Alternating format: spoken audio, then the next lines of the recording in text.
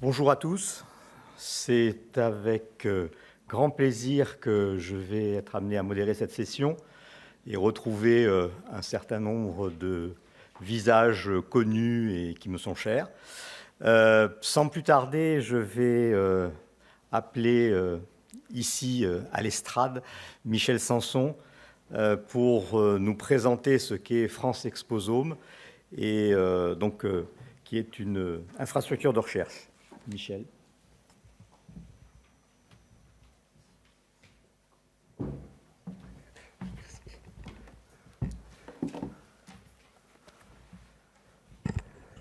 Bonjour à toutes et à tous. Je voudrais commencer par remercier évidemment les personnes qui sont à l'initiative de cette rencontre et de cette journée. Mathieu, Rémi et puis tout leur staff derrière avec qui on a eu l'occasion d'échanger. Je pense que c'est important effectivement de mettre en avant l'Exposome et vous allez comprendre qu'il y a beaucoup d'enjeux et de données actuelles. Donc sans plus tarder, je vais commencer. Je voudrais m'excuser pour cette voix un peu éraillée. C'est l'hiver, hein, au-delà de la Covid-19. Voilà. Donc moi, je vais vous présenter une nouvelle infrastructure de recherche qui a été baptisée France Exposome et qui vient d'être mis depuis le mois d'octobre et inscrit sur la feuille de route nationale des infrastructures de recherche par le ministère de l'Enseignement supérieur, de la Recherche et de l'Innovation, donc le MESRI. Et donc c'est une infrastructure qui est portée par l'INSERM.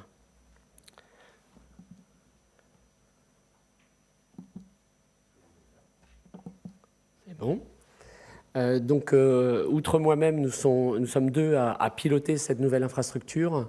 Et donc j'ai le plaisir de piloter ça avec aussi Bruno Lebizec, qui est professeur à l'ONERIS, qui est l'École nationale vétérinaire de Nantes, et qui est aussi le directeur du Laberca. Donc en fait, cette infrastructure est un regroupement de plateaux, de plateformes et de laboratoires. Et vous voyez les 5 sites participants à cette infrastructure de recherche. À Rennes, c'est l'INSERM, le HESP qui sont co-tutelle de ce laboratoire, qui représente une plateforme dédiée à l'exposome en termes de mesures de chimie analytique au sein même de l'Institut de recherche qui est l'IRSET. L'autre site, c'est Nantes, donc avec le Laberca que dirige Bruno Lebizec, comme je disais, INERIS, ONERIS, mais aussi INRAE. Le site de Toulouse, et notamment de Toxalim, avec une plateforme appartenant à l'INRAE. Et puis 2 autres sites, Verneuil-en-Alatte, où on a la chance d'avoir pu inclure dans cette grande infrastructure des personnes de l'INERIS, donc sécurité au niveau du risque industriel, et puis l'université de Paris, et plus exactement le laboratoire de Robert Barouki. Donc en fait, on est une infrastructure qui souhaitons se placer comme une infrastructure de référence au service de la recherche. Donc c'est aussi bien de la recherche académique que de la recherche partenariale, voire privée, dans le domaine de la santé et de l'environnement, et d'influencer ainsi sur les politiques de santé publique pour caractériser sur une fenêtre pour l'instant qui est assez bien définie, qui est l'exposome chimique humain, et aussi de développer évidemment des interfaces pour relier tout le champ de l'exposition et de la santé humaine, comme a pu l'introduire aussi bien Gilles que Roger. Donc les moments importants ou les thématiques fortes de ces différents laboratoires vous sont notés ici. Vous voyez qu'à Rennes, à Nantes ou à Toulouse, c'est surtout la biosurveillance humaine qui drive ces laboratoires comme objectif de recherche. L'INERIS, c'est plus sur la modélisation et tout ce qui est toxicocinétique. Et puis chez Robert, c'est plus la toxicologie prédictive, même si évidemment ce ne sont pas des termes totalement exclusifs à l'activité et l'expertise de ces différents laboratoires. Donc, désolé, c'est légèrement écorné, mais c'est vrai qu'il y a un contexte français et européen qui est particulièrement favorable actuellement. On est dans une dynamique qui a été soutenue et qui se poursuit sur les contrats de projet État-région. Et c'est vrai qu'on a fait remonter beaucoup de demandes qui ont été lauréates, ce qui va permettre, sur les 6 années qui viennent, d'upgrader les machines et puis aussi d'en acquérir de nouvelles. Vous savez que, évidemment, l'exposome et le biomonitoring humain sont des problématiques sociétaux importants, et donc il y a des besoins exprimés au niveau nationaux. C'est aussi des recommandations de différents plans nationaux qui sont en cours depuis plusieurs années, et notamment le PNSE 4, l'action 18, c'était vraiment que la France se dote d'une infrastructure de grande dimension sur ce champ de l'exposome chimique humain. Et je dois saluer tout le travail qui a été fait sur ce PNSE 4 de Robert, de Rémi, qu'on a beaucoup cité, mais aussi de Bernard Jegoux, décédé cette année. Évidemment, un PEPR, vous savez qu'au mois de mai dernier, il y a une annonce publique du ministre de la Santé, des Solidarités de la Santé et de la ministre de la Transition écologique pour que soit financé au niveau national un PEPR dédié à l'exposome. Un contexte européen favorable, c'est le projet HBM4U qui s'achève actuellement, mais dont le prolongement a été pris, et comme déjà, je ne vais pas le citer, Parc, comme Roger l'a rappelé, mais par contre, je vais citer Pascal Sanders, qui a fait un travail considérable, énorme, évidemment avec l'appui et le soutien très fort de l'ANSES, mais au-delà, un travail franchement impressionnant de rassemblement de toute cette communauté. Des projets 8, 9, 10 voilà, sur l'exposome en ce moment, sur Horizon 2020, tous regroupés d'ailleurs dans l'European Human Exposome Network, donc dans ce réseau, et puis aussi qui est en cours, mais qui touche à ces enjeux-là, c'est l'agenda ERA au niveau européen.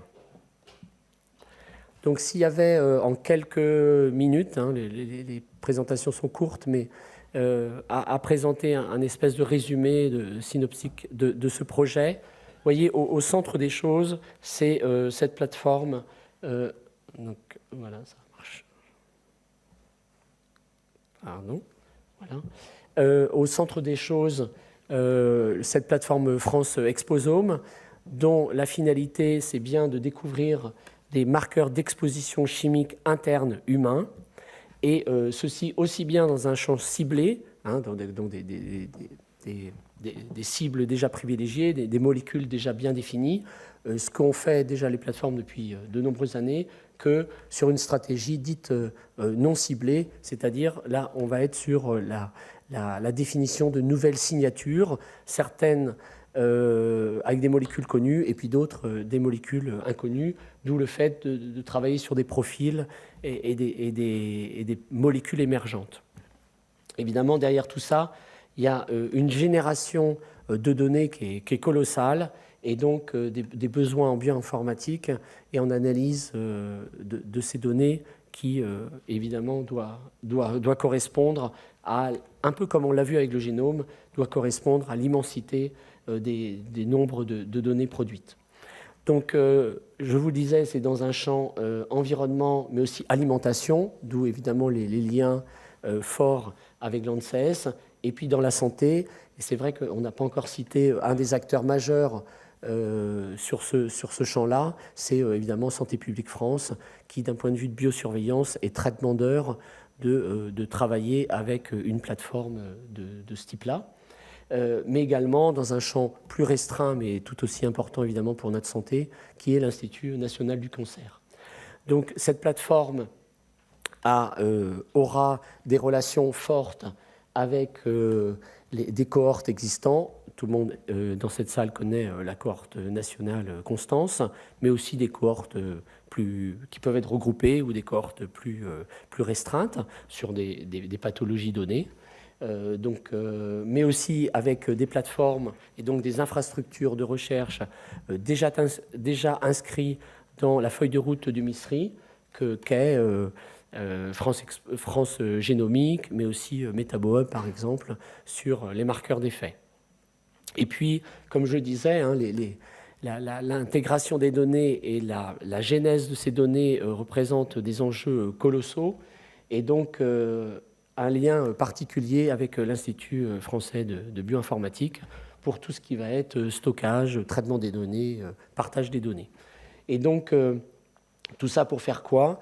Eh bien, d'être dans l'expertise, la caractérisation des expositions, l'identification de nouvelles substances, et donc aussi des substances émergentes, l'aide à l'interprétation des données, et tout ça dans un but final d'être, je vous disais, un objet de référence sur le plan national.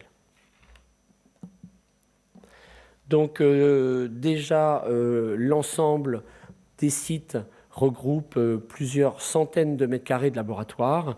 Juste deux illustrations pour Rennes et Nantes.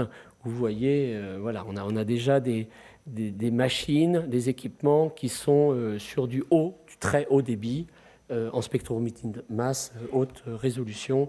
Et celui que vous voyez là, c'est le cutoff.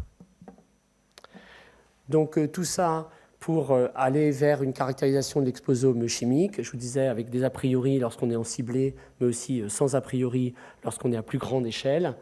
Et puis des matrices qui vont être classiquement, lorsqu'on fait de la biosurveillance au niveau humain, le sang, les urines, évidemment, mais aussi ça peut être des fragments de tissus issus de sujets ou de patients. Et ici, par exemple, est représenté un travail qui a démarré sur du biomonitoring au niveau du placenta. Et donc, vous voyez un certain nombre de projets qui sont en cours, qui sont financés, et on voit très bien le nombre graduel de plus en plus important d'échantillons qui vont être passés. Vous voyez, on est de l'ordre des centaines. On est de l'ordre du demi-millier, et puis évidemment sur certaines, on a déjà des projections et des financements sur plusieurs milliers de sujets ou de patients, et donc avec les matrices adaptées à la recherche qui va être menée. Au niveau de la programmation budgétaire, lorsqu'on fait un peu le bilan de ce qu'on a sur les différents sites, et je pense que ce chiffre, il est un peu sous-estimé parce que voilà, certaines machines peuvent vieillir et donc ne représentent plus la somme qui a été mise sur leur démarrage en termes d'achat, mais on est un peu plus à 3 millions d'euros. Et puis l'ambition, c'est d'arriver à un nombre de machines qui permettent d'avoir un débit suffisant pour faire face à cette demande. Et je vous dis, une partie de ces machines sont déjà financées dans le cadre des contrats de projet État-région. Et puis au niveau humain, eh bien, c'est tout simplement de doubler le nombre de personnes et d'équivalents temps plein qui sont dédiés à l'exposome chimique humain. Donc, comme toute infrastructure de recherche, il y a une gouvernance donc, qui tourne autour de comités ou de conseils. Le conseil des tutelles, dont la mission est bien de valider la stratégie de moyens. Donc là, voilà, c'est une réunion annuelle et sont surtout présents les tutelles fondatrices et les directeurs. Et puis des comités en soutien qui sont évidemment indispensables pour le bon fonctionnement d'une infrastructure de ce type-là, que sont le comité exécutif, avec une représentation là, plus élargie des missions qui sont la gestion et le suivi stratégique et opérationnel de l'infra, un conseil scientifique et stratégique, donc un COS qui correspond à cette fois-ci une représentation encore plus large, avec notamment des représentants au niveau des agences, aussi bien de l'ANSES que l'INCa ou Santé publique France que j'ai cité précédemment, mais aussi des représentants, vous voyez, de cohortes françaises, et puis l'aide de pouvoir bénéficier de l'expertise de scientifiques type voilà, Gary Miller, que tout le monde connaît dans ce champ-là à Columbia. Et puis un comité de pilotage, c'est un peu voilà, le nez dans le guidon, ou en tout cas les mains dans le cambouis, comme on dit. C'est lui qui va effectivement être dans le suivi et le fonctionnement de l'infra presque au jour le jour, et donc aussi bien dans l'expression des besoins que dans l'évaluation des demandes lorsqu'elles arrivent et comment elles sont dispatchées sur les différents sites en fonction évidemment du caractère de leur demande. Voilà, c'est ma dernière dia, mais c'est pour vous montrer l'effet d'entraînement et les retombées potentielles pour notre nation. Donc une structure nationale de référence sur l'exposome, ça c'est le point de départ. Maintenant, on souhaite que cette structure soit élargie et donc présentant des évolutions. Sur le synopsis, il y avait à l'envie, avisant, mais je pense que voilà, on a velléité à couvrir un périmètre un peu plus large que celui sur lequel on est. Tout ça pour rendre pour faire face aux besoins. C'est une structure qui a déjà intégré, donc c'est acquis, qui a déjà intégré l'initiative européenne de fédération des structures de ce type-là. Donc voilà, c'est l'initiative ESFRI, et dont le projet porté par la directrice qui est à Masaryk Université de Recetox, et donc qui est le projet IRIN. Et puis une dynamique nationale, je vous disais, c'est là où l'ouverture peut aussi se faire avec le CEA notamment, ou le CNRS. Et puis, Gilles citait le nombre de publications qui présentaient l'exposome dans sans doute PubMed. C'est justement de se positionner au niveau international comme un des leaders à côté d'autres infrastructures de même type au niveau américain ou ailleurs. Voilà, je vous remercie pour votre attention.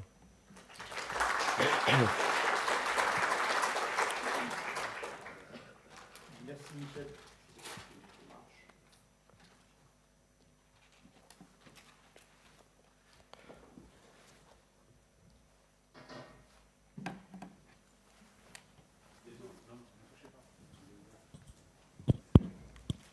Ouais, ça semble marcher. Merci Michel pour cette présentation claire sur ce projet très, je dirais, séduisant, ambitieux, nécessaire, qu'est France Exposome. On a un tout petit peu de retard, mais on a peut-être le temps pour une ou deux questions s'il y en a dans la salle. Je ne sais pas s'il y a un chat qui est suivi par quelqu'un concernant les gens qui nous suivent en visio. Pas de questions. Moi, j'en avais une très courte, c'est pour ce qui est de l'accès aux échantillons humains. Alors, j'ai bien vu effectivement qu'il y avait quelques cohortes qui étaient impliquées dans ce projet-là, mais comment c'est organisé? C'est-à-dire est-ce qu'il y a une banque d'échantillons humains qui est centralisée et qui permet d'alimenter les laboratoires d'analyse, ou est-ce que ce sont des interactions qui sont malgré tout encore ponctuelles par rapport aux laboratoires qui disposent de ces échantillons? Nous on répond à une demande. Donc en fait, lorsqu'on parle de Constance, lorsqu'on parle de France Cohorte, ou d'initiatives de laboratoires ou d'équipes de recherche, c'est pour répondre à leurs demandes. Donc en fait, effectivement, tout ce qui est en amont, ce que tu dis là, va être de leur initiative et de leur périmètre. Donc en fait, les échantillons arrivent en carboglace, et c'est à ce moment-là qu'ils sont pris en relais au niveau du laboratoire. Voilà. Mais nous, on n'a pas vocation à faire leur job, qui est très bien fait par ailleurs, qui est justement fait, par exemple, si on cite France Cohorte. Très bien. OK. Merci beaucoup. Merci. Michel. Je vais inviter Amélie Crépé à de l'ANSES donc, à nous parler des mélanges en termes d'évaluation de risque pour l'homme et l'environnement. Amélie, tu as la parole.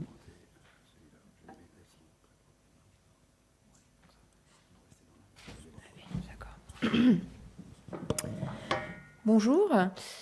Donc tout d'abord, moi j'ai un peu changé mon titre, mais légèrement. Donc je voulais vous parler d'identification de mélanges de substances chimiques. Mais après je me suis dit, je ne peux pas ne pas vous parler de comment on évalue les risques une fois qu'on a identifié ces mélanges. Donc on va aussi aborder cette partie, d'autant que c'est le sujet qui nous préoccupe aujourd'hui, comment passer de l'exposome, donc de l'identification des mélanges à partir des données d'exposome à l'expertise et donc à l'évaluation des risques. Et donc, du coup, pour l'environnement, j'ai dû le retirer parce que je n'aurai pas le temps. Donc voilà, ça sera évoqué.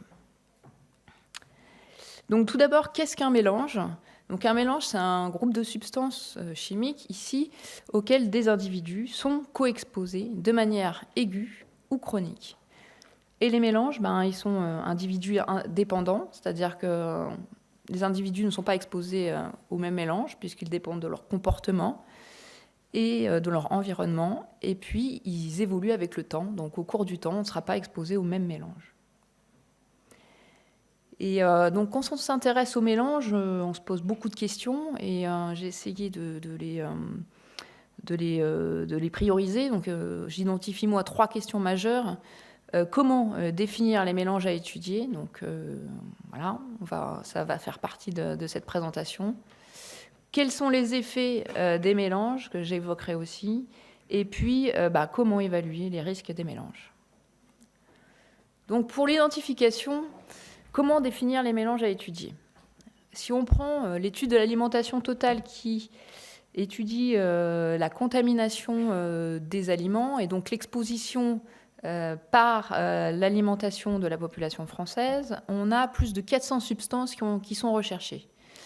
Si on prend que les pesticides et qu'on veut étudier toutes les combinaisons possibles en mélange, on a un chiffre infini de combinaisons, 1,6 10 puissance 60, et donc on ne peut pas penser qu'on va pouvoir étudier tous les effets et tous les risques de ces combinaisons. Donc il faut prioriser. Et donc, il y a plusieurs approches qui ont été développées justement pour prioriser. Donc, il y a l'approche qui utilise des données toxicologiques, qui a beaucoup été développée par l'EFSA pour les pesticides, avec la création de Cumulative Assessment Group, et qui est aussi utilisée par l'USIPA, qui, eux, font des groupes basés sur les mécanismes d'action.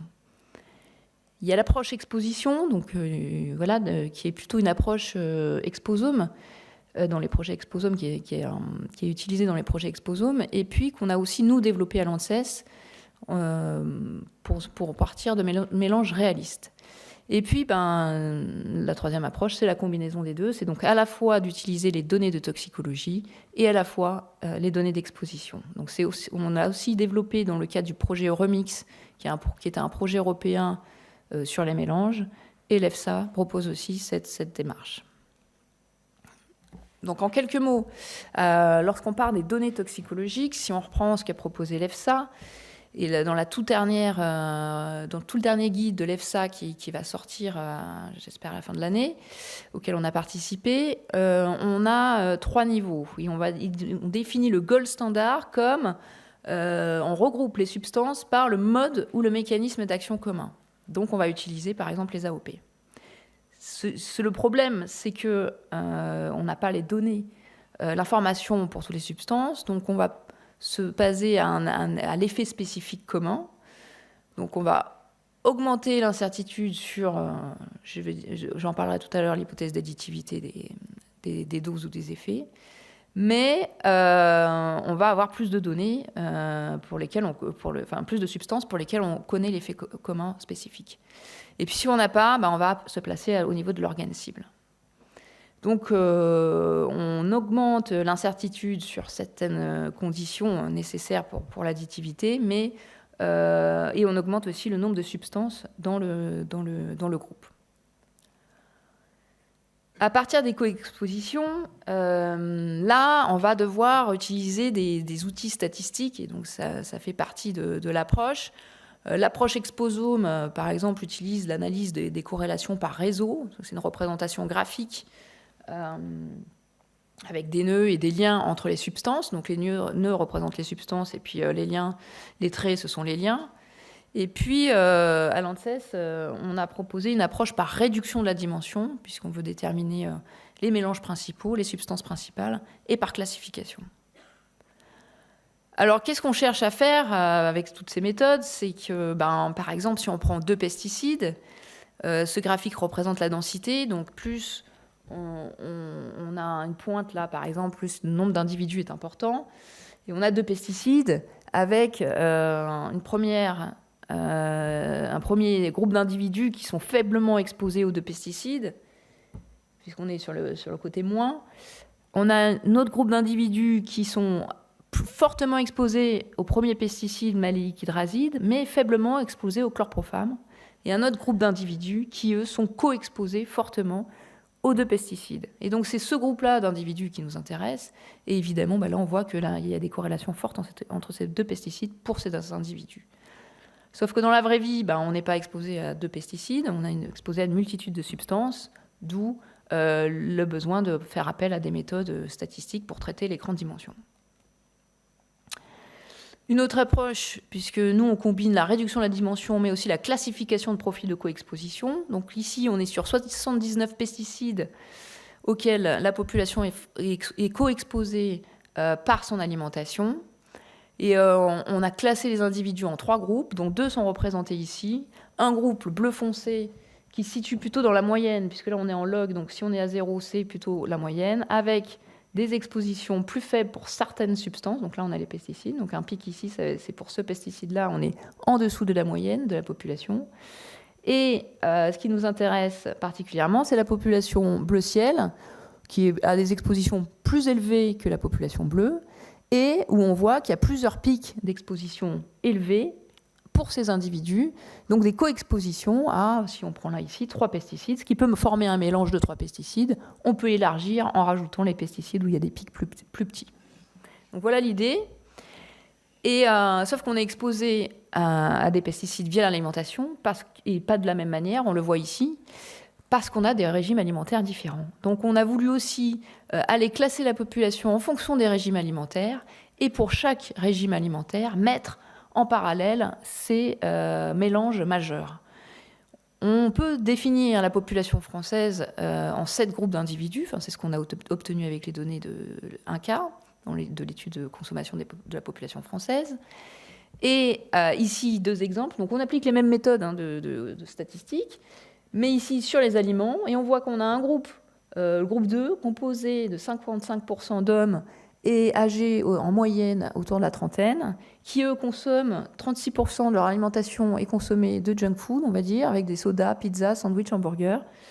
Et par cette consommation d'aliments-là, ils vont être co-exposés à ce mélange-là. Leur alimentation est complétée par un autre système de consommation composé de baguettes, pain, camembert, donc très français, avec des pâtes aussi. Et eux, cette combinaison d'aliments entraîne une coexposition à ces mélanges-là. Et puis on a un autre groupe, qui est composé à 62% de femmes autour de la cinquantaine, qui, elles, dont la moitié de leur consommation est composée de fruits et légumes, et du coup, elles sont coexposées à des pesticides. Donc bien sûr, j'ai pris des groupes qui s'opposent un peu pour l'exemple. On peut aussi appliquer ces méthodes-là sur des données de biosurveillance. C'est ce qu'on a fait dans le cadre d'HBM4U, sur la cohorte Flèche. On avait 280 couples de mères-enfants en Belgique, pour lesquels on avait des prélèvements dans le sang, de cordon ombilical ou dans les cheveux. Pour 19 substances, au final, sur la cinquantaine de substances relevées, on avait des données suffisantes pour pouvoir faire une analyse. Et on applique la méthode de réduction de la dimension, comme tout à l'heure. On obtient 5 mélanges avec un groupe de PCB, par exemple, pour le mélange 1, un mélange 2 composé de perfluorés, un mélange 5 aussi avec des perfluorés. Et plus on va vers le rouge, plus le poids de la substance dans le mélange est important. Et donc, ça caractérise notre mélange. On a comparé avec les approches exposome, donc par réseau. On obtient à peu près les mêmes résultats. La différence, je dirais, c'est plutôt sur l'utilisation ensuite en ERS ou dans les études épidémiologiques ou dans les études tox, où la réduction de la dimension suivie d'une classification apporte des éléments importants, notamment par exemple le poids des substances pour faire les plans expérimentaux, ou la matrice de classification qui permet de mettre directement cette matrice dans les études épidémiologiques et de s'affranchir un peu des fortes corrélations initiales quand on étudie des mélanges. On peut l'appliquer à d'autres données, et donc on a de nombreuses collaborations, notamment avec l'INSERM, mais aussi par exemple ici sur les travailleurs agricoles, mélange de pesticides et risque de cancer avec le centre François Blackless, travailleurs agricoles en partenariat avec l'INSERM et SPF sur le projet PES-Neuro, où on est aussi sur les riverains. Les abeilles, donc c'est la caution environnementale de ma présentation, avec l'unité EPIMAI de l'ANSES, où on va caractériser les mélanges et les effets de ces mélanges sur les abeilles, mélange de pesticides. Et puis aussi avec l'INSERM, Francesca vous en parlera tout cet après-midi, sur les femmes de la cohorte 3N et le risque de diabète ou autre. Si on veut étudier donc la troisième approche, qui est à partir des données toxicologiques et des coexpositions, j'ai envie de dire que c'est un mix des deux précédentes. On peut d'abord classer les substances par Cumulative Assessment Group, donc par un effet commun ici, la stéatose. Pour ces substances, on a une OAEL, par exemple, ou des données tox, autre endpoint, mais on peut calculer des facteurs de toxicité relative, de transformer toutes les substances en la facteur de toxicité relative d'une substance de référence. On a des données d'exposition, on multiplie l'exposition par ces facteurs de toxicité relative, et du coup, toutes les expositions sont comparables. On applique les méthodes de réduction de la dimension, et là, on dresse des mélanges qui prennent en compte à la fois les coexpositions et à la fois la toxicité et le danger. C'est ce qu'on a fait dans Euromix, où ici, rapidement, sur 60 pesticides quantifiés dans 9 pays européens, on voit qu'il y a un mélange principal qui ressort et qui est assez équivalent entre les pays, avec une grande part composée d'imazalil et de dithiocarban mat en rouge, imazalil en bleu.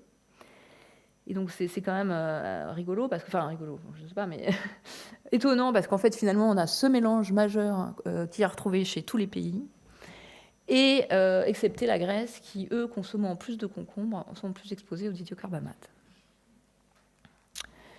Alors, quels sont les effets des mélanges ? Excusez-moi, on a différents types d'effets. L'effet additif, où on va sommer la réponse ou les concentrations d'une substance A à une substance B, et donc le mélange A plus B, sa réponse là ici mesurée en bleu, est équivalente à l'additivité des concentrations. On peut avoir des synergies avec une réponse qui est supérieure à la somme. On peut avoir une potentialisation, c'est-à-dire une substance A qui, elle, n'a pas d'effet, mais quand elle est en présence de B, va avoir une réponse ici supérieure à la somme, forcément. Et puis, on peut avoir des antagonismes, où là, la réponse est inférieure à la somme des concentrations. Donc ça, c'est les différents types d'effets. Et on a aussi une dose dépendance, c'est-à-dire, alors je ne vais pas rentrer dans les détails du graphique, mais ici, en ligne pleine, on a la réponse du mélange modélisé, donc ce qu'on a observé modélisé. En pointillé, l'additivité, le modèle simulé en addition des doses.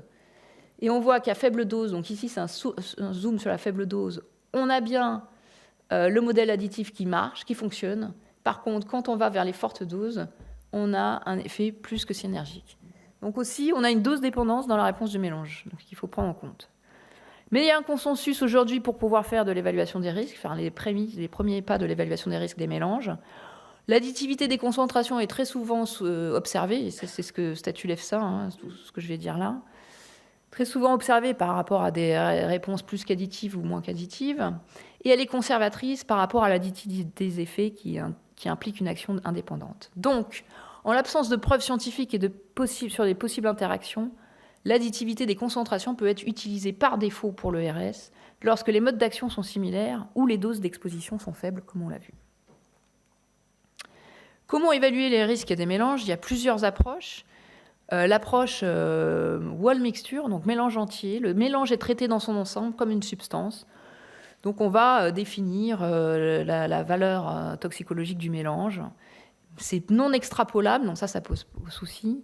Et par contre, ça prend en compte les interactions, puisqu'on va étudier le mélange dans sa globalité. C'est très utile, je pense, pour les sites pollués, pour les accidents où on connaît bien le mélange et le mélange est assez stable. Par contre, quand on veut prédire et utiliser ce qu'on a à disposition, on va proposer, donc c'est le plus souvent utilisé, des approches composées par composé, où là, on va utiliser les données disponibles pour chaque substance. On va faire l'hypothèse d'additivité après après avoir bien vérifié ce que j'ai dit précédemment. On va utiliser des facteurs de toxicité, donc comme dans le projet Euromix, ou encore la somme des ratios entre l'exposition et les valeurs de référence, enfin la valeur toxicologique choisie. Et si ce ratio-là ne dépasse pas 1, il n'y a pas de risque. S'il dépasse 1, il y a un risque potentiel. Donc c'est utile parce que c'est extrapolable et aujourd'hui, c'est ce qui est le plus utilisé.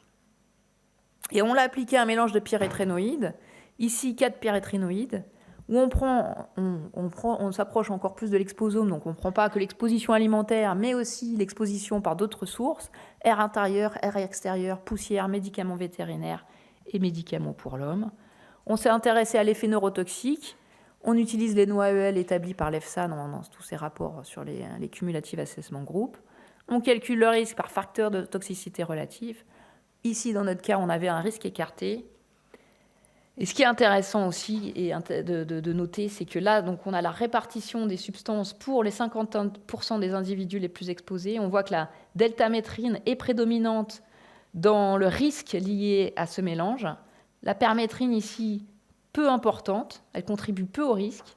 Par contre, si on prend 1% des plus exposés, on a la permétrine qui prend plus de place dans le risque du mélange et la deltamétrine qui se réduit. Et donc voilà, ça représente la variabilité des mélanges au sein même d'une population. Ici, ça s'explique par l'utilisation des médicaments vétérinaires, et donc c'est plus des gens qui ont des animaux domestiques. Donc en conclusion, pour résumer, pour définir des mélanges, 3 approches. Une approche basée sur la toxicologie, une approche exposition, qu'on appellera real life, une approche exposition plus toxicologie. Si on a les données suffisantes, on peut faire des expositions cumulées sur la base de ce que je vous ai présenté, et donc une évaluation de risque.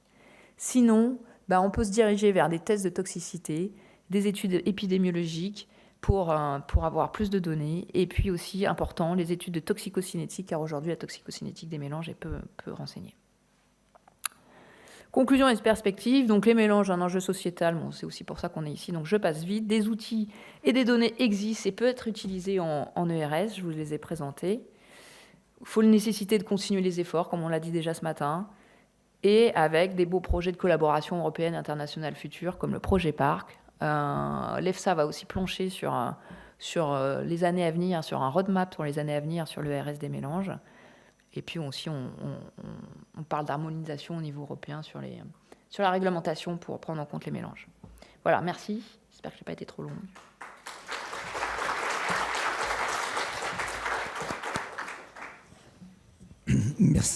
Merci Amélie pour cette présentation qui clarifie un certain nombre de choses à propos des mélanges.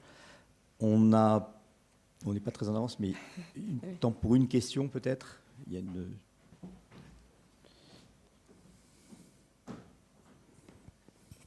Bonjour. Je suis notamment hépatologue et j'ai été intéressé par ce que vous avez présenté sur la stéatose. Alors, la stéatose, c'est une maladie, c'est un syndrome compliqué, hein. Mais par rapport à ce que vous nous dites sur les facteurs d'environnement et d'exposition, alors je ne sais pas si c'était pesticides ou autre chose, est-ce que finalement ce qui semble avoir été montré est concordant avec des modèles expérimentaux. Je veux dire, comment ces facteurs entraînent la stéatose. Alors, donc c'est plus sur la physiopathologie, mais c'est ce qui m'intéresse moi en tant que médecin et hépatologue, entre autres. Alors, je ne suis pas sûre d'avoir bien compris la question. Oui. Est-ce qu'il y a un modèle physiopathologique des facteurs d'exposition considérés comme étant toxiques pour la stéatose? Parce que vous nous avez présenté des datas sur la stéatose. Alors, le détail des modèles, je ne le connais pas. En fait, c'est l'EFSA qui a fait une revue bibliographique, enfin l'EFSA avec l'aide d'autres organismes, pour classer les pesticides en fonction de leurs effets ou pas sur la stéatose, à partir de la revue bibliographiques, et donc d'études expérimentales in vivo, sur des rats, la majorité. Et donc, voilà, donc si il y avait 147 pesticides, ils ont été classés, donc on va avoir un effet avéré sur de stéatose. Voilà. Et les rapports de l'EFSA pour plus de détails. Merci Amélie. J'invite Isabelle Momas à venir nous parler de l'évolution de la sensibilisation au cours des premières années de vie et les facteurs de risque liés au mode et à l'environnement de vie dans la cohorte Paris. Merci. La parole est à toi, Isabelle. Oui. Très bien. Merci. Merci donc de me donner l'opportunité de présenter ces travaux sur l'évolution de la sensibilisation au cours des 8 premières années de vie dans la cohorte Paris. Et c'est un travail qui a fait l'objet d'une thèse de doctorat d'université que j'ai co-encadrée avec Nathalie Seta. Alors, quelques éléments de contexte. Les maladies allergiques qui rassemblent donc l'asthme, la rhinite allergique, la dermatite atopique et les allergies alimentaires constituent un problème de santé publique qui affecte plus d'un tiers de la population mondiale. Et l'OMS estime qu'en 2050, c'est plus d'une personne sur 2 qui pourrait être concernée. La sensibilisation allergénique est une réaction immunitaire inadaptée qui conduit à la production d'immunoglobulines E en réponse à une exposition à des allergènes, ces immunoglobulines E, qui jouent un rôle dans les manifestations allergiques. Et en ce sens, bien, on peut dire que finalement, la sensibilisation allergénique constitue un premier pas biologique vers la maladie allergique IgE médiée. Et cette sensibilisation allergénique, son histoire naturelle dans la petite enfance est mal connue, de même que les facteurs de risque qui peuvent être multiples, toutes les expositions qu'on subit, qu'on a évoquées, tous les facteurs individuels, le sexe, l'hérédité, les antécédents familiaux d'allergie, le poids de naissance, le poids, la surcharge pondérale, les facteurs nutritionnels, les expositions aux allergènes alimentaires, aux pneumallergènes, aux différents polluants et les expositions précoces aux micro-organismes dans le sens de l'hypothèse hygiéniste.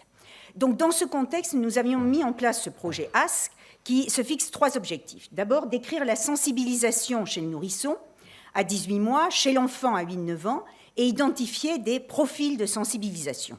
Dans un deuxième temps, étudier les liens qui existent entre les profils de sensibilisation identifiés et la morbidité allergique dans l'enfance. Et puis enfin, rechercher les facteurs de risque associés à la sensibilisation chez le nourrisson.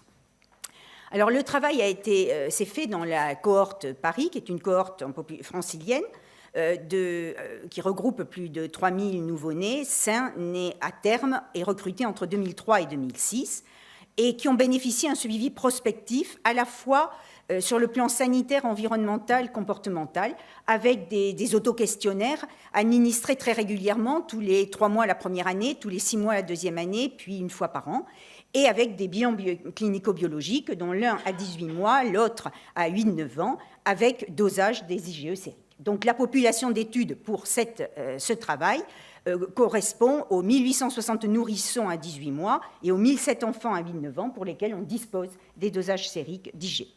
Donc les données de santé et les données du mode cadre de vie ont été récupérées, collectées par des auto-questionnaires standardisés. Et pour les données sanitaires, nous avons utilisé les définitions du consensus européen MEDAL pour les maladies allergiques actuelles.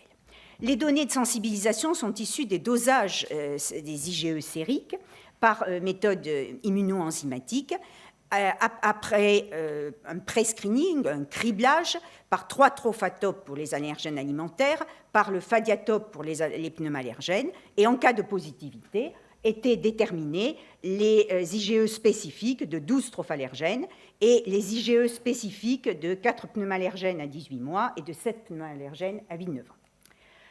Et la sensibilisation correspondait au fait d'avoir au moins une IgE spécifique supérieure au seuil qui est actuellement considéré. Et on parlait de sensibilisation multiple lorsqu'il y avait au moins 2 IgE spécifiques positives. Alors, pour nos analyses, à 18 mois, qu'avons-nous fait? Nous avons identifié par des méthodes non supervisées de classification, comme celles qui ont été évoquées précédemment, des profils allergiques en tenant compte à partir des IgE spécifiques à 9 allergènes, des IgE total à 18 mois et des diagnostics médicaux d'allergie posés à cet âge. Puis, nous avons recherché les facteurs de risque de la sensibilisation à 18 mois, sensibilisation aux trophallérgènes, aux pneumallergènes et sensibilisation multiple par régression logistique classique. À 8-9 ans, nous avons identifié des profils de sensibilisation, toujours par des méthodes de classification, à partir des concentrations sériques en IgE spécifiques à 16 allergènes, à 18 mois, donc, qu'on a considérés en 3 classes, et à 19 allergènes à 8-9 ans, considérés en 4 classes. Donc, c'est une approche semi-quantitative. Et nous avons parallèlement identifié des profils de morbidité allergique, toujours par des méthodes de classification, à partir des symptômes, de la sévérité des symptômes, des traitements médicamenteux en lien avec les allergies administrées à 18 mois à 8-9 ans, des diagnostics vie entière et des infections des voies respiratoires. Et enfin, on a étudié les relations entre ces profils par une régression logistique multinomiale pondérée. Alors passons aux résultats. Qu'en est-il en termes de prévalence de la sensibilisation? À 18 mois, on a 12% des nourrissons qui sont sensibilisés aux trophallérgènes, un peu plus de 2% aux pneumallergènes, près de 14% sont déjà sensibilisés et 6% multisensibilisés. Qu'observe-t-on à 8-9 ans? Près de 16% d'enfants sensibilisés aux trophallérgènes, près de 30% aux pneumallergènes, plus d'un tiers de la population est sensibilisée et on a près de 20% de multisensibilisés. Donc c'est très clair, on a un accroissement de la prévalence de la sensibilisation au cours de l'enfance, c'était attendu, et surtout vis-à-vis des pneumallergènes. Et à noter que la multisensibilisation a été multipliée par 3 finalement entre les 2 âges, ce qui a un intérêt après en termes de morbidité. Alors nous avons identifié 3 profils allergiques précoces de sévérité croissante. Je vous les présente. Alors, un premier groupe qui rassemble 89% des nourrissons et qui, vous le voyez, va différer en termes de nombre de sensibilisations, c'est-à-dire qu'il est quasiment non sensibilisé. Un deuxième groupe intermédiaire, 9% des enfants, dont la moitié vont être monosensibilisés et les autres pauci-sensibilisés, avec juste quelques sensibilisations. Et puis un troisième groupe, un peu moins de 2% des enfants, qui, lui, va être polysensibilisé, tous polysensibilisés au-delà de 5 sensibilisations. Alors, si on regarde maintenant la morbidité allergique, eh bien, on s'aperçoit que la prévalence de la dermatite atopique, de l'asthme, de la rhinite allergique et de l'allergie alimentaire va croître significativement du profil 1 au profil 3.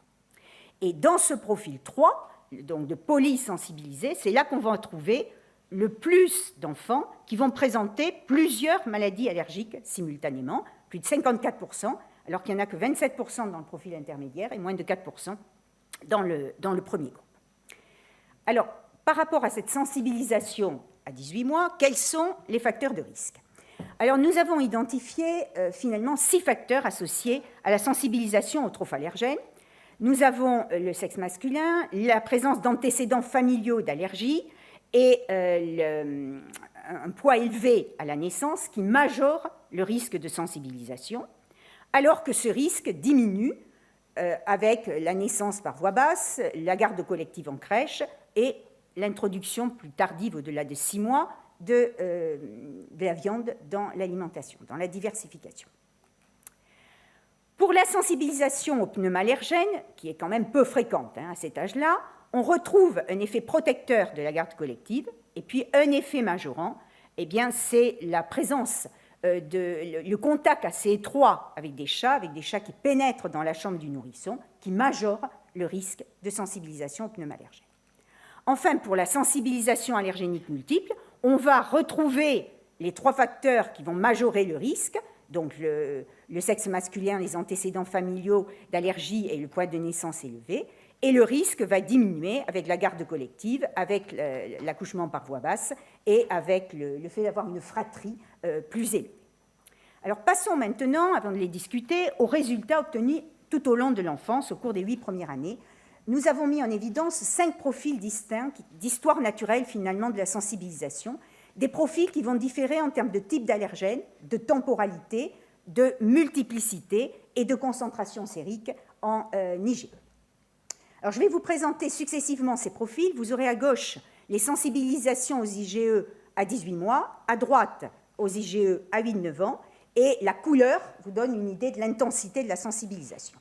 Premier groupe, plus de 3/4 des enfants, quasiment pas sensibilisés au cours de l'enfance. Deuxième groupe, un groupe qui va être sensibilisé à l'œuf et au lait à 18 mois. Troisième groupe, un groupe qui va être sensibilisé à 8-9 ans, vous le voyez, aux acariens, et qui a une sensibilisation forte aux acariens. Quatrième groupe, c'est un groupe qui est plutôt sensibilisé à 8-9 ans à des pneumallergènes, et en particulier à la fléole. Et puis, dernier groupe, un groupe qui va être multisensibilisé, et qui va être sensibilisé aux pneumallergènes, dont le bouleau, et qui va être sensibilisé à des trophallergènes. Ça s'annonçait déjà à 18 mois, et on le retrouve beaucoup plus nettement à 8-9 ans, et en particulier à la noisette. Alors, parallèlement, je vous ai dit, nous avons identifié des profils de morbidité allergique au cours de l'enfance. Et on a aussi 5 profils. 5 profils, vous avez en orange la morbidité à 18 mois, et en bleu, la morbidité présentée à 8-9 ans. Premier groupe, plus de la moitié des enfants, ils n'ont pas de maladie allergique au cours de l'enfance, des 8 premières années. Deuxième groupe, c'est un groupe qui présente des symptômes évocateurs d'asthme à 18 mois, mais qu'on ne retrouve pas à 8-9 ans. Troisième groupe, un groupe qui présente un asthme très clairement à 8-9 ans, associé ou non à de la rhinite, et ça s'annonçait déjà à 18 mois. Quatrième groupe, c'est un groupe qui va présenter une rhinite allergique à 8-9 ans, non associée à de l'asthme. Et cinquième groupe, qui a un profil particulier, c'est un profil de dermatite, mais isolé, non associé à la morbidité respiratoire allergique. Alors, quelles sont les relations qui existent entre finalement ces profils de sensibilisation qu'on a établis et les profils de morbidité allergique? Et le tableau va vous fournir les odds ratios, donc le risque d'appartenir au profil de morbidité allergique pour les différents groupes de sensibilisation, la catégorie de référence étant par rapport à ceux qui sont non ou peu sensibilisés. Donc on s'aperçoit que tous ceux qui sont sensibilisés ont un risque majoré de présenter un asthme à 8-9 ans, avec des odds ratios élevés. Ceux qui sont sensibilisés à 8-9 ans, c'est-à-dire aux acariens, à la fléole, au bouleau et aux trophallergènes, ont un risque majoré important de présenter une rhinite allergique. Ceux qui sont sensibilisés ont tous, sauf ceux qui sont sensibilisés à la fléole, un risque légèrement majoré, mais qui est quand même majoré, de développer une dermatite atopique isolée. Et il y a un groupe qui n'est pas associé à la sensibilisation, c'est le groupe des symptômes évocateurs d'asthme à 18 mois, qu'on ne retrouve pas à 8-9 ans, et ce sont vraisemblablement des symptômes viraux induits, parce que c'est là qu'on va trouver une prévalence plus élevée d'infection des voies respiratoires basses. Donc, discutons rapidement ces résultats, revenons sur ces résultats. Bon, les forces de l'étude, c'est quand même la qualité des données, bien sûr, recueillies de façon prospective, ce qui diminue les biais de mémorisation, avec des bilans clinico-biologiques standardisés, effectués dans des centres de référence. Ça diminue donc les biais de classement. On a des données relativement originales avec un large panel d'allergènes et un grand échantillon pour lesquels on dispose des IgE spécifiques à 18 mois, et puis le recours à des méthodes non supervisées. Alors, les limites, c'est la surreprésentation dans la cohorte Paris des catégories socioprofessionnelles élevées. On a beaucoup de classes moyennes et de cadres supérieurs. C'est lié au recrutement à la zone d'études, et donc ça veut dire qu'on a une surreprésentation des facteurs qui sont aussi associés à ces catégories-là, mais il n'y a pas de différence en termes d'antécédents de maladies allergiques. Deuxième limite, c'est la limite qui est un peu commune à tous les suivis de cohortes. Au fil du temps, il y a une attrition.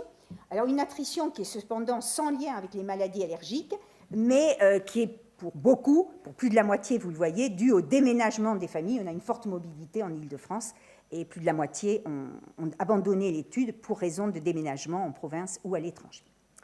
Alors, quels sont les apports? Alors, les apports de ce travail, c'est d'abord de fournir des données de prévalence de sensibilisation à 18 mois.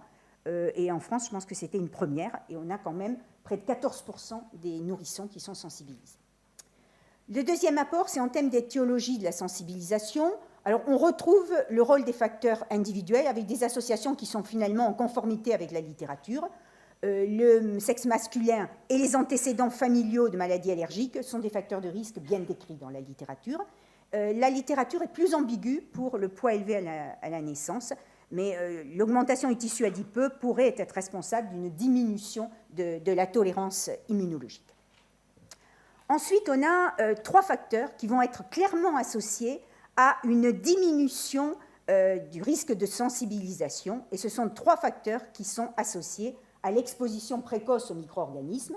C'est la naissance par voie basse, c'est la mise en garde collective, et c'est la fratrie plus âgée, la parité. Donc là, la littérature n'est pas absolument homogène, mais globalement, les travaux vont plutôt dans un sens protecteur. Alors pour nous, les associations homogènes, vous l'avez vu, sont homogènes pour tous les types de sensibilisation. Alors après, il y a l'exposition précoce aux allergènes d'origine alimentaire et animale, avec un premier résultat là, qui est inédit, donc qui est vraiment à confirmer, puisque nous trouvons que l'âge d'introduction de la viande après 6 mois protégerait vis-à-vis du risque de sensibilisation. Donc c'est vraiment à confirmer. Ce n'est pas décrit dans la littérature et c'est en opposition avec les recommandations actuelles. Alors l'autre relation, par contre, nette que nous mettons en évidence, c'est l'effet délétère de l'exposition précoce et forte aux allergènes de chat sur la sensibilisation aux pneumallergènes. Donc là, la littérature est riche, mais souvent très hétérogène. Très hétérogène pour des raisons méthodologiques, en raison des différences d'âge à la sensibilisation considérées, des différences de fenêtres d'exposition et puis des différences de variables considérées. Et là, c'est avec la variable assez fine quand même, chat entrant dans la chambre de l'enfant, qu'on met en évidence la relation. Si on utilise présence de chat à domicile, on voit beaucoup moins la relation. Donc, des éléments qui peuvent aider à la prévention de la sensibilisation allergénique. Alors, l'autre apport, c'est au niveau des différents phénotypes décrits, avec un premier résultat qui est l'association entre multisensibilisation et multimorbidité à 18 mois. C'est ça l'originalité, c'est qu'on le montre à 18 mois. C'est une relation qui est connue, mais qui a été montrée dans de très nombreux programmes européens et travaux européens, mais beaucoup plus tard chez l'enfant. Deuxième résultat relativement innovant, c'est la nécessité finalement de prendre en compte l'intensité de la sensibilisation par rapport aux acariens, puisqu'on a vu qu'une sensibilisation forte aux acariens à 8-9 ans majorait le risque d'asthme et de rhinite allergique. Et la plupart des travaux jusqu'alors considèrent la variable sensibilisation aux allergènes et aux acariens en dichotomique. Souvent, on est en dessous du seuil ou au-dessous du seuil. Donc, il y a un intérêt à prendre en compte le niveau, l'intensité de la sensibilisation. Troisième et dernier résultat, c'est que les sensibilisations faibles et isolées dans l'enfance, on confirme ce qui avait été montré dans une étude, sont bénignes. Donc, des éléments qui incitent à la vigilance à l'égard des sensibilisations précoces et multiples, qui incitent à prendre en compte les concentrations sériques en IgE vis-à-vis des acariens si on veut mieux gérer le risque, la morbidité allergique, et à prendre en charge, bien sûr, à une prise en charge thérapeutique des sensibilisations à fort risque d'allergie. Voilà, je vous remercie de votre attention. Je remercie nos partenaires, la mairie de Paris, la Caisse primaire d'assurance maladie, la PHP et l'ANSES qui a financé ces travaux. Et tous les membres de la cohorte que vous voyez en chair et en os au travers de... On les avait réunis sous chapiteau il y a quelques années.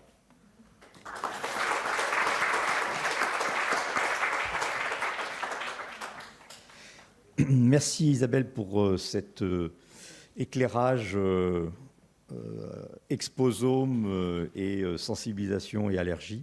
Ce n'est pas très commun dans le monde de l'exposome. On a peut-être le temps pour une ou deux questions, s'il y en a dans la salle. Robert.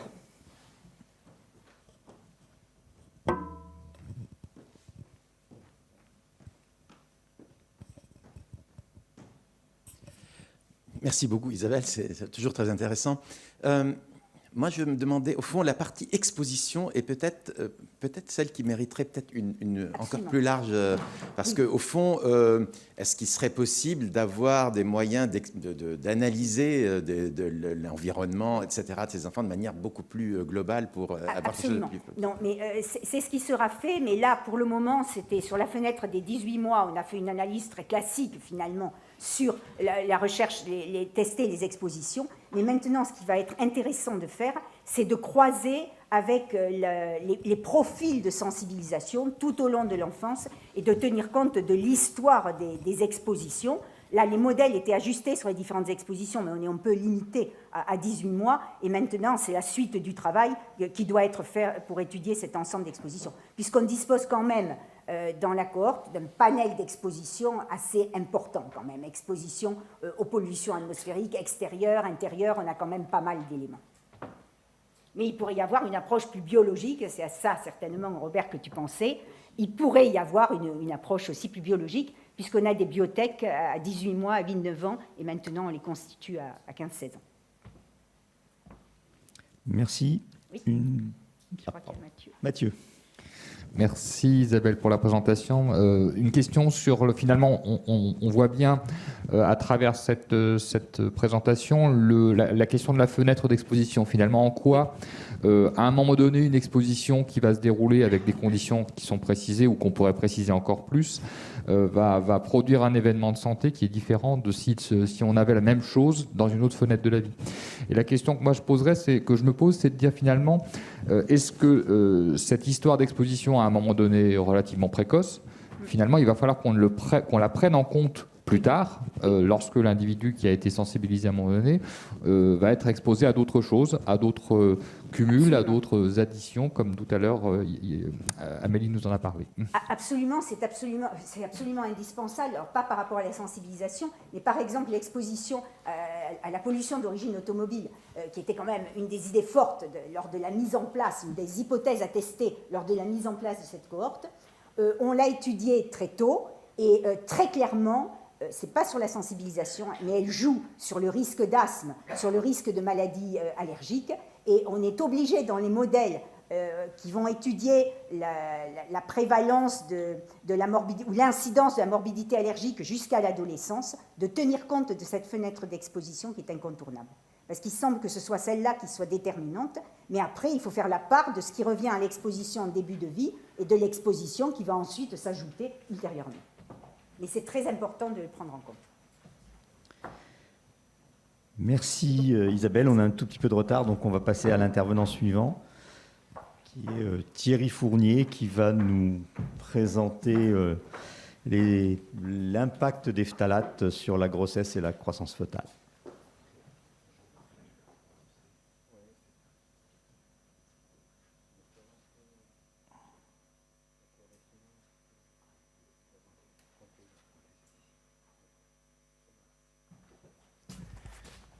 Bonjour à toutes et à tous. Tout d'abord, je souhaite remercier le comité d'organisation pour l'invitation et puis l'ANSES pour le soutien de nos recherches. Alors, quelque chose. C'est bizarre. Donc, nous sommes un laboratoire INSERM, Université de Paris, et depuis plus de 20 ans, donc, nous travaillons sur le rôle du placenta dans l'issue de grossesse et la croissance fœtale. Alors, il faut savoir que en France, il y a 20% de grossesses pathologiques, donc ce qui représente un problème majeur de santé publique, et que parmi ces pathologies de la grossesse, donc, il y a la prééclampsie, les retards de croissance intra-utérin et la prématurité, qui sont une source de mortalité et de morbidité pour la mère et le fœtus. Alors, ceci, bien sûr, va avoir des conséquences immédiates, vous comprenez très bien, mais également, maintenant, on le sait, donc avec la notion de DOAD et d'épigénétique, on sait maintenant que en fait, la vie intra-utérine va avoir des conséquences sur le développement du futur adulte, et notamment donc, dans le cas de ces pathologies de la grossesse, retard de croissance, prématurité, on observe donc une augmentation du risque en fait, de développer des syndromes métaboliques et des pathologies cardiovasculaires. Donc ceci représente un coût socio-économique très important au cours de la grossesse, mais bien sûr on ne mesure pas à long terme et à moyen terme tout ce que ça peut coûter. Alors on sait que la plupart de ces complications, pas toutes, sont dues à une dysfonction placentaire. Donc je suis un petit peu obligé de vous rappeler un petit peu ce qu'est cet organe. Donc chez les mammifères, c'est un organe transitoire. Il faut bien comprendre que c'est un organe qui est issu de l'œuf, donc qui aura le même génotype que le fœtus. Donc il joue un rôle bien sûr essentiel pour l'implantation, le maintien de la grossesse et le développement du fœtus. Ce qui est intéressant aussi de noter, c'est que cet organe, chez les mammifères, est l'organe le plus hétérogène. C'est-à-dire qu'en fait, il y a une spécificité dans chaque espèce. Et donc, ce qui est spécifique de l'espèce humaine, c'est sa structure, qui est en villosité. Donc, on appelle ça des villosités choriales. C'est un petit peu comme la villosité placentaire et choriale est au placenta ce que l'alvéole pulmonaire est au poumon. C'est un petit peu la même chose. Mais la spécificité chez l'espèce humaine, c'est une invasion profonde du trophoblaste dans la paroi utérine, un remodelage des vaisseaux utérins, une fonction endocrine intense et spécifique de l'espèce humaine avec la production de l'hormone HCG, l'hormone chorionique gonadotrope, qui est vraiment l'hormone essentielle de la grossesse, et donc la structure, je vous en ai parlé. Alors, on sait aujourd'hui que cette placentation, qui est spécifique de l'espèce humaine, a des inconvénients, et la pathologie qu'on appelle prééclampsie n'existe naturellement que dans l'espèce humaine. Elle n'existe pas chez les autres espèces animales. Donc ça veut dire qu'il faut développer en fait des modèles in vitro, ce qu'on a fait, ou ex vivo, pour pouvoir étudier cette placentation. Il est difficile d'utiliser des modèles animaux. On peut les utiliser pour répondre à certaines questions. Donc là, c'est l'unité structurale et fonctionnelle, donc c'est l'alvéole pulmonaire, si on veut, du placenta, donc c'est la villosité choriale. Et donc il faut juste retenir qu'il y a un type de cellule qui est vraiment indispensable, essentiel, qui s'appelle le trophoblaste. Et il y en a deux types. Il y en a un type qui est jaune ici, qui a la particularité de fusionner pour former ce qu'on appelle un syncytium, comme un syncytiotrophoblaste, et qui va constituer donc cette double couche, la barrière placentaire. Cette barrière placentaire donc, va permettre les échanges entre le sang maternel, qui arrive ici par les artères utérines, et le sang fœtal, ici, que l'on voit qui circule dans le placenta. Donc c'est la barrière qui permet les échanges, donc la croissance, mais également qui constitue le tissu endocrine du placenta et qui va donc produire et déverser dans la circulation maternelle toutes les hormones de la grossesse, stéroïdes et cette fameuse HCG. Il y a un autre type cellulaire très important qu'on appelle le trophoblaste extravilleux, donc qui va permettre l'implantation du placenta dans le mur utérin, mais qui va permettre également le remodelage des artères utérines pour permettre en fait la perfusion du placenta au cours de la grossesse, puisque les besoins en sang, nutriments, oxygène vont être croissants à la fois pour le développement du placenta et la croissance du fœtus. Et enfin, ces cellules vont permettre la tolérance immunitaire de ce qu'on appelle le conceptus, c'est-à-dire le placenta et le fœtus, qui sont considérés comme une greffe semi-allogénique, puisque constituée à la fois du patrimoine génétique de la mère et de celui du père.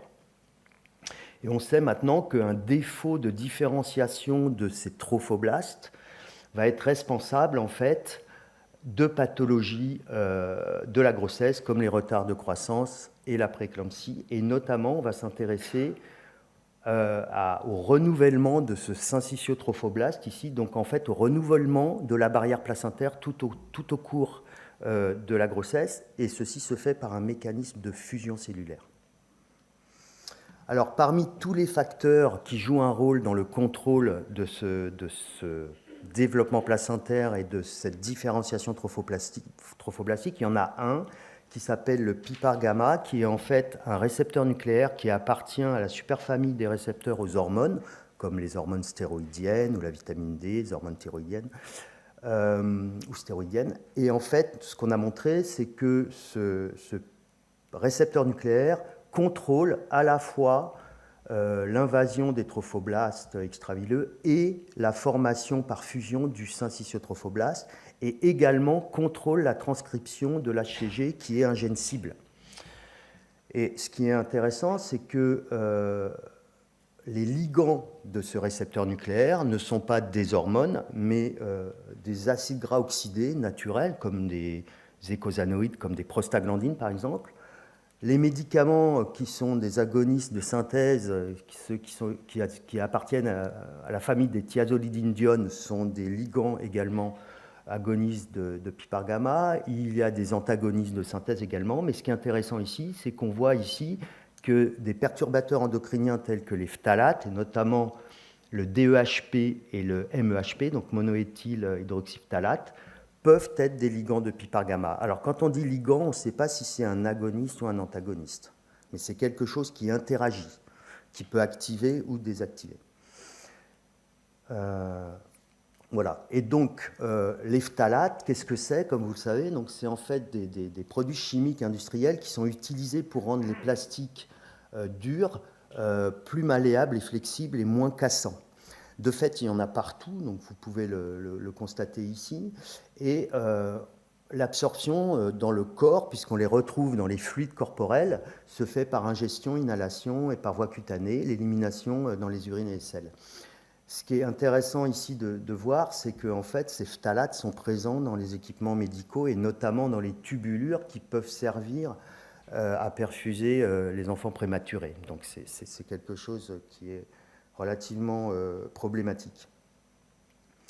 Alors, ces phtalates, qu'est-ce qu'on sait de ces phtalates et la santé? Alors, bon, voilà, là, peu importe, mais disons qu'un des métabolites, ici c'est DEHP, donc par lipase, un des métabolites prépondérants est le monoéthyl hydroxyphtalate, donc le MEHP, c'est sur celui-ci qu'on a travaillé le plus. Voici la structure avec ici des groupements variables.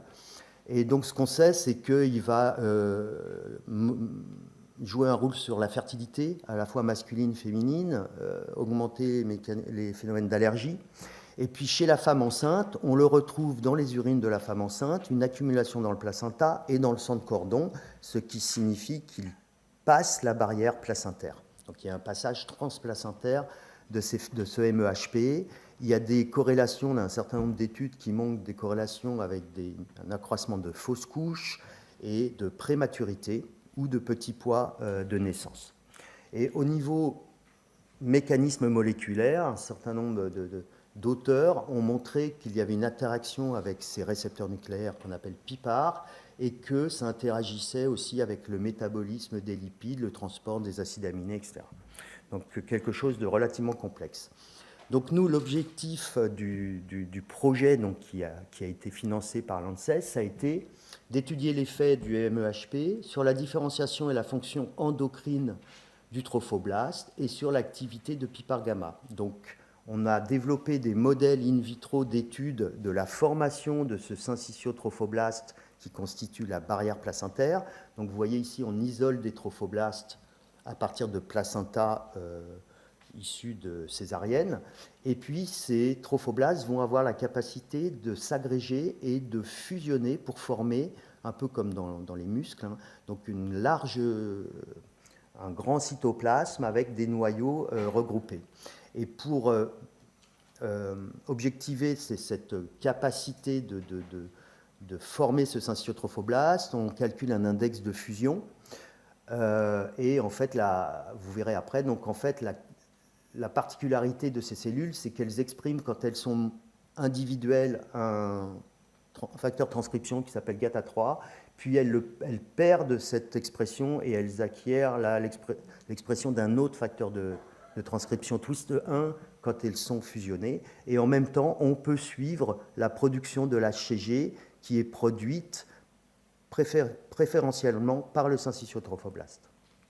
Alors, premièrement, nous avons bien sûr fait une étude de toxicité pour essayer de voir la fenêtre de concentration qu'on pouvait utiliser, donc de 0,1 à 500 micromolaires. Et vous voyez en fait que cette fenêtre entre 0,1 et 10 micromolaires n'a pas d'effet significatif sur la viabilité, la cytotoxicité et l'apoptose de ces trophoblastes, donc isolés de placenta, qu'on appelle donc des cultures primaires.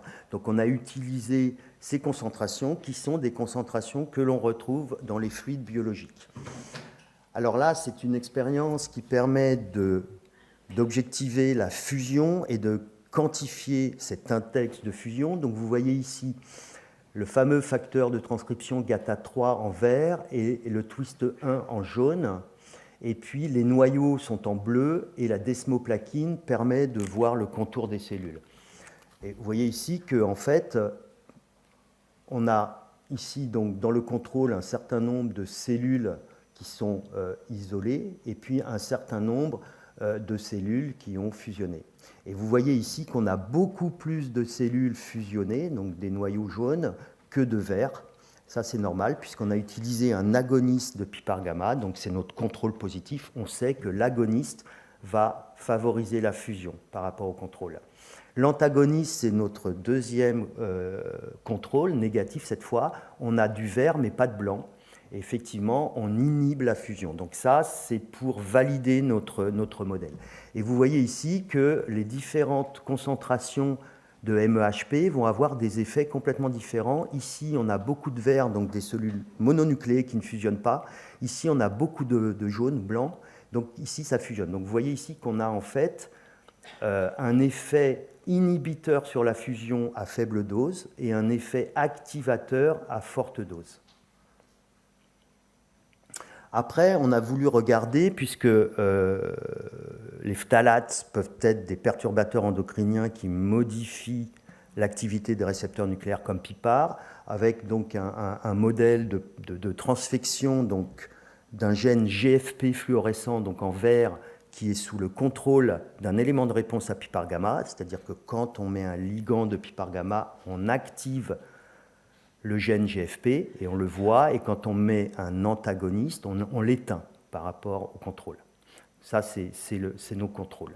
Et vous voyez ici, en fait, qu'on a un effet inhibiteur de l'activité de PIPAR gamma à faible dose et un effet activateur à forte dose, une sorte de courbe un petit peu en cloche. Et donc, ça rejoint un petit peu ce qu'on a observé précédemment sur la fusion, c'est-à-dire un effet ici activateur de la fusion, un effet inhibiteur de la fusion. Après, nous avons mesuré la production d'HCG in vitro au cours de la syncytialisation du trophoblaste. Et en fait, ce qui est étonnant ici, donc on a toujours nos contrôles. On sait qu'ici, on a plus de fusion, donc plus d'HCG, moins de fusion, moins d'HCG. En revanche, ici, on a moins de fusion, moins d'HCG, ça colle. Mais ici, on a, si vous vous souvenez, plus de fusion, mais on a quand même moins d'HCG. Donc, les deux conclusions qu'on peut tirer de cette expérience-là, c'est qu'effectivement, le MEHP est bien un perturbateur endocrinien. Il modifie la production d'hormones par un tissu endocrine et il modifie l'activité d'un récepteur nucléaire. Mais par contre, il y a une dissociation entre la fusion et la production d'HCG. Voilà. Et donc, en résumé, nous avons montré que ce MEHP donc, perturbe l'activité du récepteur nucléaire PIPAR gamma et la formation du syncytiotrophoblaste humain, c'est-à-dire la barrière placentaire, mais de façon opposée en fonction de la concentration. On a un effet inhibiteur à faible dose, un effet activateur à forte dose. Alors on peut se poser la question, est-ce que cette concentration est physiologique? Mais en fait, il faut penser que ça s'accumule, et ça a été montré dans le placenta qu'il y avait une accumulation en fait, des molécules. Et donc, d'autre part, le MEHP inhibe la production d'HCG, quelle que soit la concentration testée. Et donc, c'est ce qui est indiqué ici. Donc, on a un effet inhibiteur ou activateur en fonction de la dose de l'activité de PIPAR gamma. On a un effet inhibiteur ou activateur de la formation du syncytiotrophoblaste, mais on a toujours un effet inhibiteur de la production d'hormones. Voilà, donc je voudrais remercier donc, Séverine Degrelle qui a été financée sur ce projet ANSES en tant que postdoc, ainsi que Hussein Chouaito qui était un doctorant qui a participé à cette étude, et puis d'autres personnes. Oh, pardon. Ouais, je ne sais pas si je peux revenir en arrière. D'autres personnes comme Audrey Chisset qui est ici dans la salle. Et je vous remercie pour votre attention.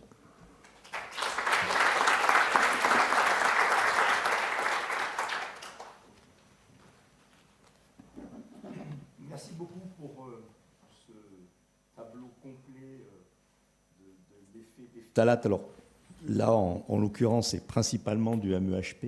Oui, oui. Sur donc le placenta. Y a-t-il des questions? Robert?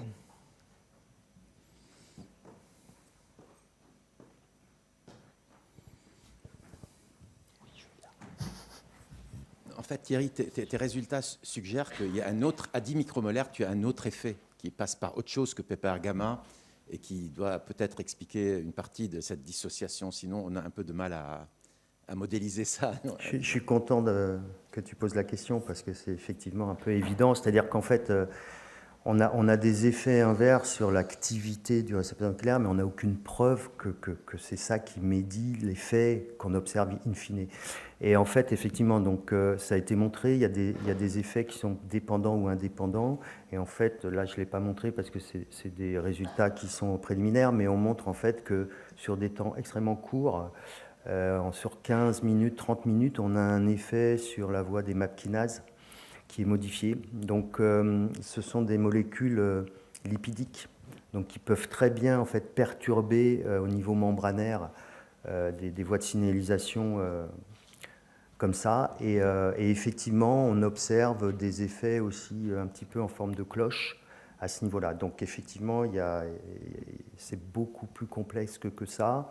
Il y a aussi des gens qui ont montré qu'il y avait aussi des compétitions entre différents ligands.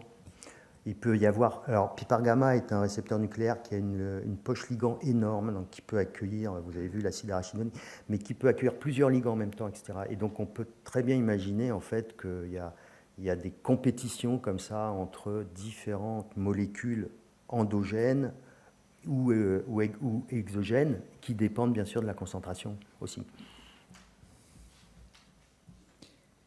Merci beaucoup.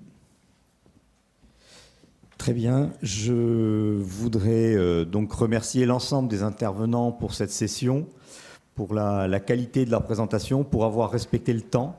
Néanmoins, on a quelques minutes de retard. Donc, on va pouvoir passer à la partie sociale de l'Exposome.